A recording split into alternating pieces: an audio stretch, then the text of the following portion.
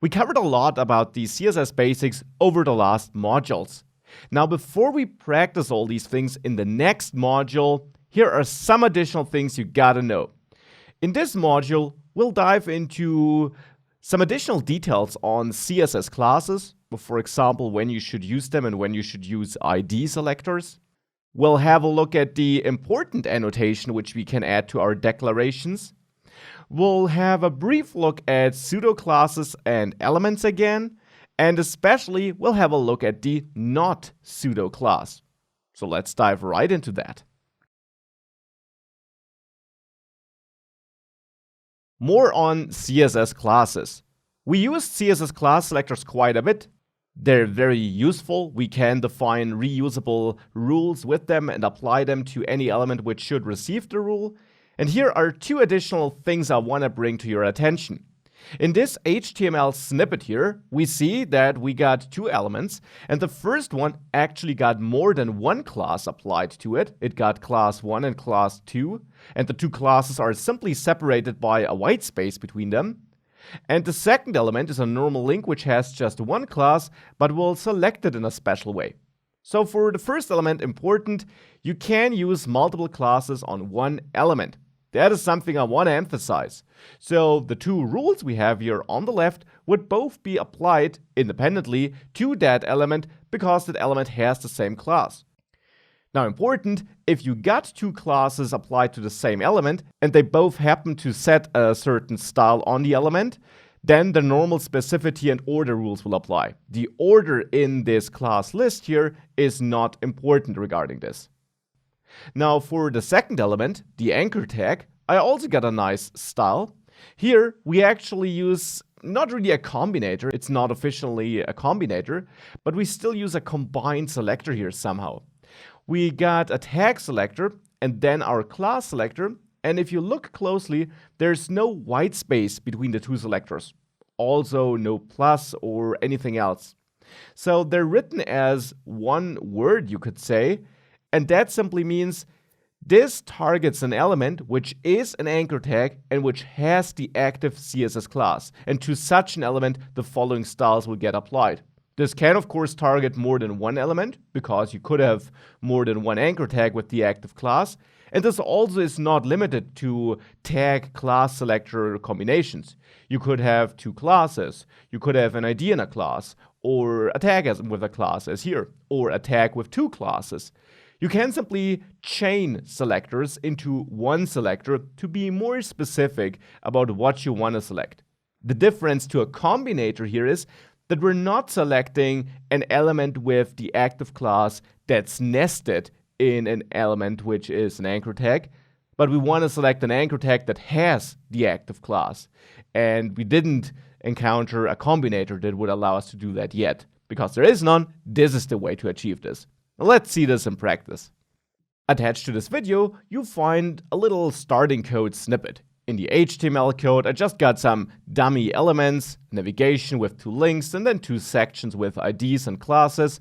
And in the main CSS file, some basic styles are set up. Nothing we haven't seen before. Just a bunch of tag selectors and one class selector. We're setting height, border, padding, and some colors. So really nothing fancy. Please note that I'm using shorthands all the time, except for margin bottom, because I really just want to set the margin bottom here. And it leads to this layout if we load this page. Now let's see or check that case where we got the two classes on one element. We don't have such a case in the HTML code right now, so let's create one. Let's maybe add a second class to that first section, maybe highlight it. So now this first section has two CSS classes applied to it. And they're totally independent from each other. They just sit on the same section, but we could reuse any of the classes anywhere else in our document. Important, they're separated by a white space. So no comma, no semicolon, just a white space. And important, if both classes happen to define a style for the same property, the normal specificity and order rules apply, and therefore the class which is defined later in the file would win. Well, let's actually see that. We got our main section class down here, and as you can see, it sets a border. Now let's create this highlighted class which we just added to the same element. And there, let's say, we want to have a border of 2 pixels, solid, and in this orange color here. Now, if we add this and we reload the page, we can see that style getting applied to that first section. And if we open the developer tools, we can see that if we inspect that first element, both classes are obviously applied there too. And if we have a look at the styles which are having an effect, we see that both the main section and the highlighted class are doing their job, and the highlighted class wins regarding the border simply because it's defined later in the file. If we switch the order in the file here and we reload, then it doesn't win. So the order in the class definition here is not important. So let's go back and revert the order again, because I want to have that orange border. And with that, this is really all that's to it. This is the case that we apply 2 or more classes to the same element. You can add as many as you want. Now let's have a look at that combined selector. For example, this first anchor tag is not just an anchor tag, it also has the active class. The second one doesn't have that class. Now let's say we want to give that first anchor tag a special style. Here's our normal anchor tag rule. Now let's create a new selector, a new rule here, and there I'll directly add the active class. Now if I were to put a white space between the anchor tag and the active class selector here, then this would actually target elements that have the active class, that have a direct or indirect parent, which is an anchor tag. Now, this would not match any elements on our page because we got no such case. There is no nested HTML element in any of our anchor tags, leave alone that it would have this class. We just got an anchor tag which directly has that class. And to target that, we need to remove that white space. And now we're saying apply whatever styles we're defining here to an anchor tag which has the active class applied to itself. By the way, you can of course also combine this with an ID. This would target all anchor tags that have some ID, which should at most be 1. On our page, it's none. But back to the active class. So we can combine selectors like this. And there we could say, this should actually have some purple color, let's say. So here I'm defining a purple color hex code, 521751. And now with that, if we reload the page, this first link looks different. So that is really important to understand and to know. You can work with selectors like this. You can combine them. It's not an official combinator, but it's still useful to target elements more precisely. Now that we learned more about CSS class selectors, there also is some obvious question you could have. You got CSS class selectors and CSS ID selectors. Of course, you also got tags and so on. But there are cases where you would just use a class selector once. Should you then use it, or should you use an ID selector instead? When should you use which kind of selector? Well, let's see the basics real quick. A class selector is defined like this, an ID selector like this with the hash symbol. And if we add some HTML code, this class selector would select these 2 HTML elements on the left. The ID selector would only select the first HTML element in the snippet on the right. So this is how they work. Now let's have a look at when we should use which. The advantage about CSS classes is that they're reusable. You can add them to any HTML element which should get a certain style. They allow you to mark and name things for styling purposes only. With that I mean that you create these classes only to apply certain styles. They don't really have any other meaning. You can use them in conjunction with JavaScript, as you will see later in the course, but that's about it. And even then, it's often tied to CSS-related logic. So classes are really something strongly connected to CSS, and therefore using a class to style something is rarely wrong. They should be your first pick, because other selectors, like for example tag selectors, often have the disadvantage of giving you less control. It's easy to mess something up just because you style your h1 tag with the tag selector and you accidentally style some other h1 tag on the same page in the same way, even though you didn't want to do that. So only use tag selectors for some generic styles that really should affect all elements of that tag. Class selectors, on the other hand, are always a good choice, and they're the most used selector type therefore. ID selectors can be a decent choice too though. They're only used once per page, or an ID is only used once per page, I should say. And therefore, if you get a certain style that really should just affect one element on your page and never more, using an ID selector definitely is not a bad idea. However, it's important to keep in mind that IDs also got a non-CSS meaning on your page, mostly the thing that you can link to IDs. I'll show this on the demo project in a second. So therefore, using IDs just to apply a style is not really something I can recommend. Use a class instead, even if you only use it once, because the ID introduces some other effects which are not horrible or necessarily bad, but also not optimal maybe. So therefore, use ID selectors if you planned on using an ID anyways, if it semantically makes sense, but don't just add them because you want to add some style. Now let's have a look at what I mean with that linking thing. Back on our page, if we inspect the HTML code, you can see that on both anchor tags, I actually link to an ID. We do this by adding a hashtag and then the name of the ID. The IDs are then used on the sections. And because the sections have a height of 800 pixels, simply just to ensure that we can scroll on the page, I can actually show you what these links will do. If we go back to the page, I can scroll down to the outro section here, but I can also click on outro. And then my browser will jump there, because in the URL, it added outro at the end of the URL. This is one thing that's baked into HTML. It's not related to CSS at all, has nothing to do with it. It's a nice behavior. It allows you to link on a page. It also means that IDs are not just there for styling purposes, though. That is what I meant on the previous slide.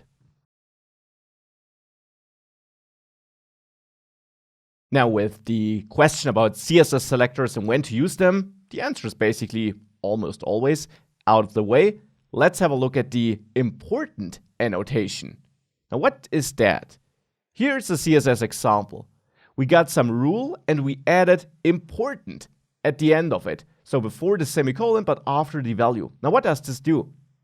It overrides specificity and all other selectors. That's super important. It overrides all these things, and therefore this specific declaration would always be applied. Therefore, you shouldn't really use important. In most cases, it's not a good idea to use it, because you're overwriting something that's baked into CSS. It quickly leads to bad code, and you find yourself using important all over the place. You're messing up your CSS code, therefore. There are some edge cases in which using it can be fine, and you'll actually see one later in the course, but in general, don't use important. This is really important. Now let's have a look at a quick example though, to see how it would work. Back in our code, remember that highlighted class thing on the first section? It overrides main section simply because it comes later in the file. So it's simply an order thing leading to the higher specificity of this rule. Now let's say we want to enforce this border. We could do so by adding exclamation mark important at the end of this rule here, of this declaration to be precise. Now it will only apply to this declaration, not to height, not to padding. So if we override any of these, let's say the height is set to 200 pixels, then that would not get overwritten by important, but the border will. Let's see. If I now reload the page, the orange border is gone and the height also got changed. Now the height got changed because I just set that height on highlighted, but you see the border is getting overwritten, even though in the developer tools we can still see that normally this would have a higher priority or specificity. But actually this border setting is taken because of that important annotation. If we remove that, maybe in the browser tools only for now, then you can see we're back to the orange border because of course that would be the normal specificity. That's also why it's bad to write this. Your code becomes hard to understand, and if you then want to overwrite it once again, you need to use important again, because if you got important twice or more than twice, then the normal specificity will kick in again, and you're in a land of madness. So don't use it unless in very rare edge cases, which you'll notice if you meet them. Most of the time we're talking about some JavaScript-driven logic where you temporarily need to change a style, or if you're using some third-party styling package, which is written in a bad way and uses some styles that you need to override and can't change otherwise. But again, these are edge cases. Normally, you shouldn't need to use important. In the last module, we already had a look at pseudo classes. Now I mentioned that you should really just dive in and play around with these to find out if there is something you need. We'll also see some of them later in the course, for example invalid or focus. There is one special pseudo class into which I want to dive right now though, and that's the not pseudo class. This is an interesting pseudo class because it allows us to basically reverse a certain rule or exclude a certain selector. So here, for example, in that example you can already see, we would apply a certain style to anything that's not a paragraph. So it will exclude the selector you pass between the parentheses. Now important, some browsers support more complex or selectors here, but most browsers don't. You can all see this down there. The ability to list more than one selector is experimental. But let's see it in action in our little project here. How can we use not? Let's say we want to select any anchor tag that is not active. Here we got our active combination. Now let's do the opposite. Let's use our anchor tag, combine it with not, and then add active here. So this will select any anchor tag which does not have the active class. And let's simply give this a color of blue, let's say. If we save this and now reload, we see the second anchor tag is blue, and if we inspect it, we can see it's blue due to that rule. The first anchor tag, on the other hand, does not have that rule applied, because it clearly doesn't apply here. We're excluding exactly that case, any anchor tags which are not having the active class. By the way, it's important that we don't add a white space in here for the same reason you learned earlier in this module. Adding a white space would select any elements that are nested in an anchor tag and that do not have the active class. But here we want to select all anchor tags which directly don't have the active class. Now this shows how to use not. It can be really handy in some situations, but often you also can find a positive way of writing such a rule. For example here, chances are that you simply want to have blue as a default style for all links, so you could write it like this, and simply overwrite it for active links. And since we have more information here, we don't even need to switch the order. This will have a higher specificity. So this setup here, if we save it, will in the end lead to the same style. The only difference is that technically this intro link, which has the active class, now also receives the blue color style, but it gets overwritten by the more specific combination with the active class. So there is a technical difference, the result is the same though. And I recommend using this way, so the positive cases, simply because it's easy to mess up with the not selector. You can't write overly complicated and hard to understand rules. And from a performance perspective, keep in mind that your CSS code has to be parsed and applied. It's also better because not, as you can imagine, is harder to check than simply going through all the positive cases from top to bottom. So use not with caution, but there can be situations where it allows you to achieve exactly what you wanted to achieve. I'm still on the not page, but I won't talk about not in this lecture. Instead, this is an extremely important lecture. Do not skip it. We're talking about browser support. Whenever you use a certain feature in CSS, be that a certain type of selector or, more relevant, a certain property, a certain style, you have to check if the browsers of your target audience support that feature. Otherwise, you can't use it. Though at the end of this course, I also will share some ideas on how you can implement certain features which might not be supported in all browsers in a way that they still work in most browsers. Sounds fancy, but we'll get there. But checking the browser support still is important, because sometimes you just can't use a certain feature because the browser which you need to support doesn't know that feature.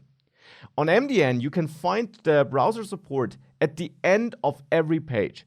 So if you're on the page of a certain CSS property or a certain CSS selector, at the bottom you'll find this table. There you see a split for desktop and mobile browsers. And you see the major browsers and how well they support a certain feature. For some features, you also see some split between the basic support and then extended versions of that feature, for example. You also see which specification works on that feature, and you can see what's recommended. That is what most browsers typically already implement and what might be coming in the future. But back to the table, there you see if it's supported and since which version it's supported. And this is really important to check, especially for the more advanced features we'll dive into later in the course, because it ensures that you're not building your page with something which most of your users can't use. Because unfortunately, from a web developer perspective, not everyone is using Chrome or Firefox. Now, you can also use another page, caniuse.com. Caniuse.com allows you to search for a certain feature, let's say background, and then you will see all kinds of matches it finds. Now, this also includes JavaScript features, by the way. But for example, you can scroll down and you will see some things which might become important later in the course. So some general CSS properties, for example, background color. And there you see that that is supported in all browsers. For some features, you get a detailed table like this one for background attachment, something I will dive into in the images and background section of this course. And there you can also see how well it's supported in browsers. You can hover over the browsers to see more details. For example, here, partial support. What does this mean? What is supported? What isn't? And on the top right, you also see how much of the market you reach when using that feature. And that includes the strong support and the partial support, as you can see. And you can check the partial support to decide if that then is enough for you or if some crucial feature is missing and hence only the strong support number counts for you. So the cool thing here really is the market share feature, because we can tell using that is probably relatively safe because we reach almost 94% of the total market.